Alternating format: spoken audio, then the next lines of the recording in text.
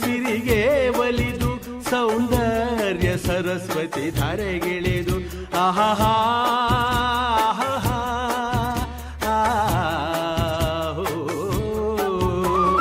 ಹರಿಯುವ ನದಿಯಲ್ಲಿ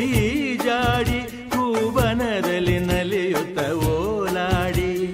ಚೆಲುವಿನ ಬಲೆಯ ಬೀಸಿದಳು ಈ ಗಂಧದ ಗುಡಿಯಲ್ಲಿ ನೆಲೆಸಿಹಳು ಇದು ಯಾರ ತಪಸ್ಸಿನ ಫಲ